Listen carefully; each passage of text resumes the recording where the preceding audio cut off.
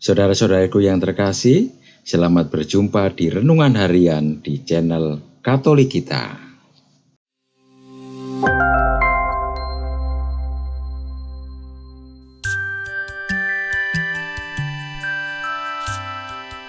Hari ini, Rabu 16 November 2022, Pekan Biasa yang ke-33. Bacaan diambil dari Injil Lukas bab 19 ayat 11 sampai dengan ayat 28. Pada waktu Yesus sudah dekat Yerusalem, orang menyangka bahwa kerajaan Allah akan segera tampak. Maka Yesus berkata, ada seorang bangsawan berangkat ke sebuah negeri yang jauh untuk dinobatkan menjadi raja di situ, dan setelah itu baru kembali. Ia memanggil 10 orang hambanya dan memberikan 10 mina kepada mereka. Katanya, pakailah ini untuk berdagang sampai aku datang kembali. Akan tetapi orang-orang sebangsanya membenci dia, lalu mengirimkan utusan menyusul dia untuk mengatakan, kami tidak mau orang ini menjadi raja atas kami.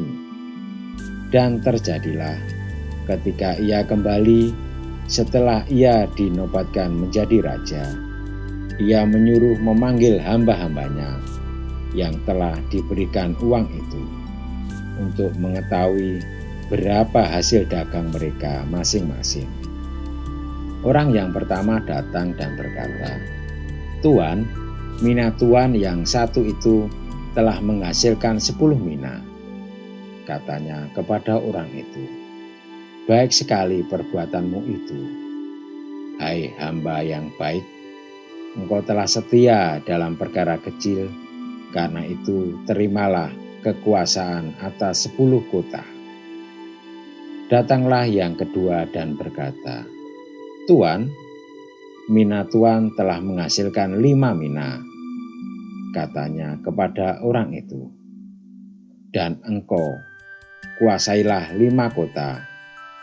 Dan hamba yang ketiga datang dan berkata, Tuan, inilah mina Tuan. Aku telah menyimpannya dalam sapu tangan, sebab aku takut akan Tuan, karena Tuan adalah manusia yang keras. Tuhan mengambil apa yang tidak pernah Tuhan taruh, dan Tuhan menuai apa yang tidak Tuhan tabur. Katanya kepada orang itu, hei hamba yang jahat, aku akan menghakimi engkau menurut perkataanmu sendiri.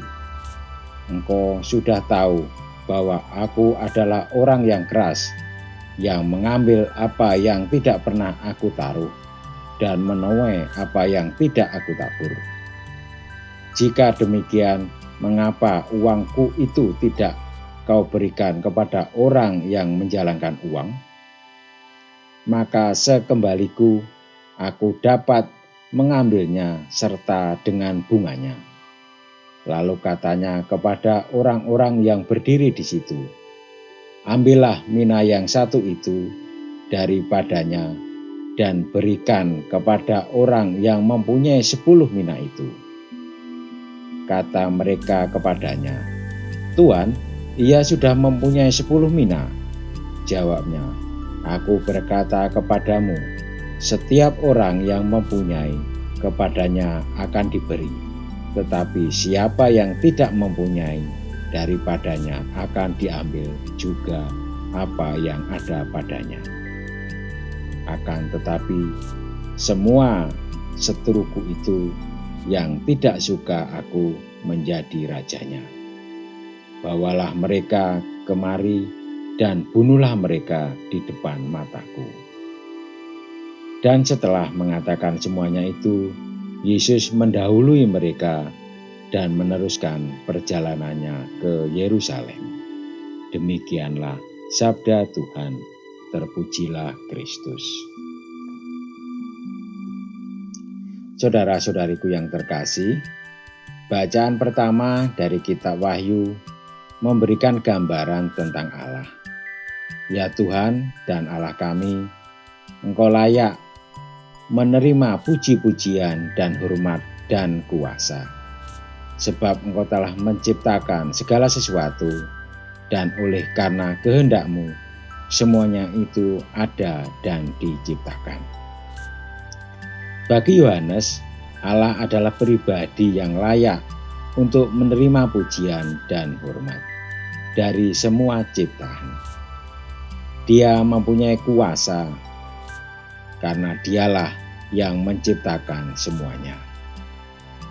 Kita diminta untuk hidup sesuai kehendak-Nya, yaitu menyembah-Nya, dan tidak ada Allah lain yang disembah.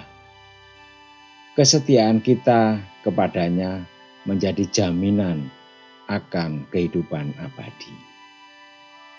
Yesus lewat perumpamaan tentang mina dengan sangat gamblang menggambarkan siapa sosok Allah itu.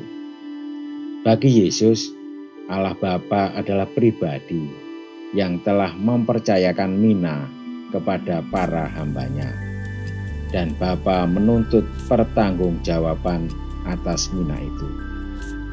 Siapapun orangnya, kalau dia mampu mengembangkan mina itu, pasti mendapatkan ganjaran, yaitu tanggung jawab yang lebih besar dan jaminan hidup surgawi. Kesetiaan kepada Allah ditampakkan dalam tanggung jawabnya mengembangkan mina yang telah diterimanya. Kita sudah menerima mina dalam bentuk anugerah hidup.